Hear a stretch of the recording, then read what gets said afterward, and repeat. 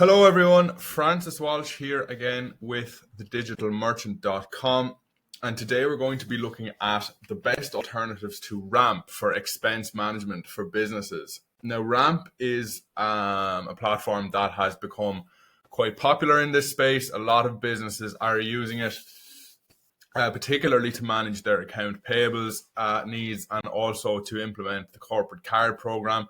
It's really effective. Really makes things simple, kind of unifies a few functions in one, and a lot of businesses have reported good results with it. But it's not the only provider in this space. There are quite a few others that offer similar services, if not the exact same suite of services as Ramp. So it is worth shopping around and doing your homework if you are looking for a solution like this. It does depend on your individual needs, and I'll cover this as the video goes on in a little more detail, but every business is different. Your needs are not the same as the needs of the business next to you and so on. And so it's important to have a look at what your pain points are and to match those up, we'll say, with the different platforms on offer and to see which represents the best fit for you. So the first one we're going to look at is Melio. So Melio is a little bit different to Ramp in that it is more of a balanced accounts payable, accounts receivable service. It doesn't offer the corporate card service that Ramp does, and it does kind of target, I suppose, smaller businesses to a greater extent than Ramp. So I suppose, as I was saying, it's really to do with the segment of the market you're in and the needs that you have. So Melio, to my mind, is the best option here for small business. It makes things really easy to get set up, and it really takes a lot of the friction out of payments for small businesses dealing with a lot of vendors. It offers really simple bill pay via card or bank, so whatever suits you best, you can use that to pay. Your vendors don't need to accept cards in order for you to pay with card. This is probably, I think, maybe the biggest selling point of it. You'll come across a lot of vendors with awkward payment terms. You'll come across vendors that will only accept checks or whatever it is. Say in that specific instance, you can pay by card and then the platform will issue a check on your behalf to your vendor. So it's really, really handy for things like that, especially, when you come up against a little bit of a difficult situation like that, that this platform will just get you out of it. Has strong AR and AP support. As I was saying, it is kind of designed to execute both functions. This isn't something Ramp has. It's more so an accounts payable solution. And then it works globally and integrates with QuickBooks and Xero. QuickBooks and Xero, again, look, they're very popular accounting platforms. When you get that integration, it does just make things that little bit more seamless when you implement a new solution. In terms of the drawbacks of Melio, the lack of a corporate card option, I suppose, this is a specific solution that if you're in the market for it, you're probably better off looking for a solution that does offer it. So that would be Ramp, or there are others that we'll cover as the video goes on. And it does lack some advanced expense features. Now, this, again, is something we'll discuss in more detail. There's a matrix here between, I suppose, advanced features and then, ease of implementation and also cost. If you don't need an advanced suite of features, there's no point paying for them, and there's no point undergoing the implementation process that's required to get your team up to speed with them and everything that goes along like that. It can be quite difficult. I mean, I'm sure you're probably aware, if you've implemented any SaaS platform in your business, that there can be a bit of a learning curve and a bit of an onboarding period. So if you do need those features, then obviously get them. But if you don't need them, they do represent a big investment in terms of effort and expense. So it's just something to keep in mind. Again, as I was saying, be conscious of your own needs. That is the main takeaway point from this video, I would say. The next one we're going to look at is Bill.com, formerly known as Divvy. This is one I've come across. I'm primarily a freelance writer in my own business, and Bill is the platform out of all of these I would probably have come across most to receive payments, so to submit invoices and so on with my clients. Personally, I have found it a little bit unfriendly to the user from that side. Now, this is a little bit of a tangent, because obviously this video is not about freelancers. This video is about businesses implementing payment solutions at that side of things. But it is just something I would note from that side. I didn't find it the best, and I did note that other freelancers as well had similar reports. But there is a lot to like about it from the company side. It offers full automation of your accounts payable and accounts receivable. So like Melio, it offers both.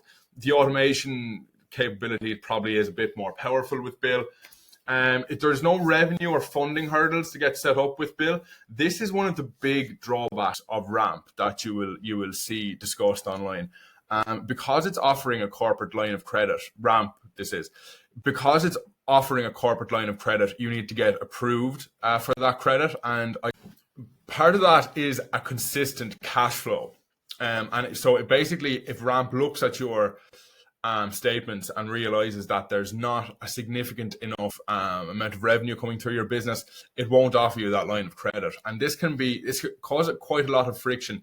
Even if you do end up getting approved, it's still that little bit of friction at the start of the process that just makes things a bit more difficult. It makes, it just reduces the ease of use, I suppose, for you as a business. So you don't get that with Bill, and that, in my book, is a huge advantage. It's great for scaling small and medium businesses. So if you do start with Bill while you're a smaller outfit and you intend to grow, it will scale with you. And then its tracking and reporting features are really strong as well. Its drawbacks then, the steep learning curve. So like, as I was saying, from the freelancer side, it's not that easy to use, easy to get set up with. This applies to the other side as well. So yeah, if you don't have a huge amount of patience for getting set up with systems, that's something to keep in mind. Like that, then probably overkill for smaller teams. It is easier to implement difficult systems with a bigger team or people who have that bit of expertise. And then the pricing, I suppose, is the other side of it. Is if you don't need a suite of features as comprehensive as Bill offers, you probably, you should look elsewhere. You should look for a more affordable option that will represent ROI for you. So the next one we're going to look at is Airbase. Airbase for me is kind of the Goldilocks zone payment solution, is what I would call it. It really caters to companies in that mid-market sweet spot. So if you're not too big, you're not too small, Airbase offers a lot for you.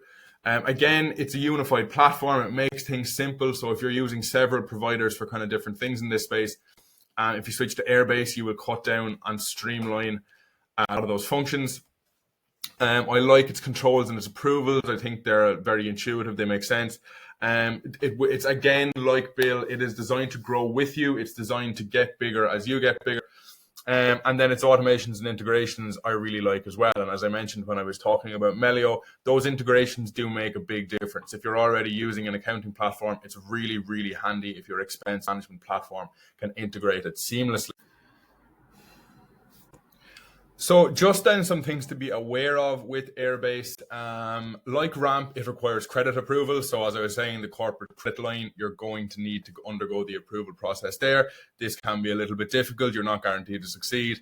The onboarding process can be difficult according to reports. It's just a bit of learning curve, and it's not that quick to get set up. And yeah, as I was saying, I suppose it's better for mid-sized firms. So depending on whether or not you're a mid-sized firm, this is either an advantage or a drawback. If you are smaller or bigger than is suitable for Airbase, you're probably better off looking for a solution that kind of caters to your segment of the market more specifically. Next is Tipalti. Now, Tipalti is kind of a specialist service in that it caters to businesses that have a lot of global spend across currencies. So essentially, it is a solution that makes those international payments a little bit more frictionless. It will manage tax compliance for you across borders. It will manage your currency conversions for you to make sure you're getting the best value for your money. It's good for those mass payouts. If you have a lot of vendors in different places, it will automate them quite well. And it caters to a variety of payment methods too. I know this is something that it has become kind of more in demand of late, because obviously with the online nature of businesses now, have businesses of every size that provide services to clients across the world, and that use vendors across the world as well, and that dip in and out of different currencies. I know even myself, I'm a one-man band, and I operate in 3 or 4 currencies at any given time because of my clients.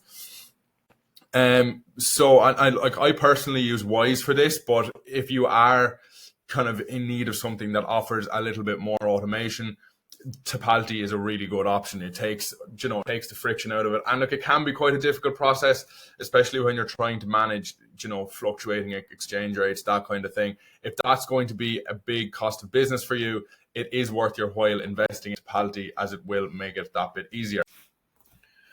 However, the big drawback of Tipalti is that it doesn't really cater to operations like mine or to smaller businesses in general. It really is built with bigger companies in mind, kind of right up to that enterprise level. So like if you're at that level, if you're a big organization and you can justify it from a revenue and cost standpoint, then it's great. But it is more difficult to justify as a smaller business, just because it's quite costly, and the implementation is quite demanding.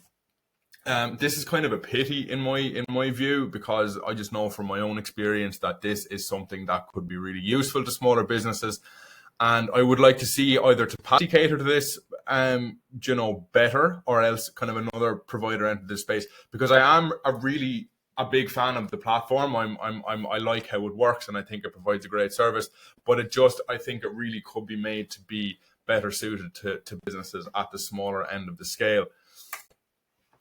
So I'm not quite sure when I was taking the screenshot why it went dark. I couldn't get the website to light up properly for me, but anyway, you can see it. This is SAP Concur. This is going to be our kind of enterprise level offering. So I know I have discussed kind of small businesses and their demands quite a lot, but I wanted this video to be a little bit more far reaching. And so I kind of included this for that enterprise level. This is essentially your best in class for top level travel and expense tracking, deep reporting, compliance, all of that kind of thing. It really is ideal for large teams. It's especially effective if you're already using SAP for other functions. If you already have other products belonging to them, it will integrate seamlessly. It will make the whole process that bit easier as well.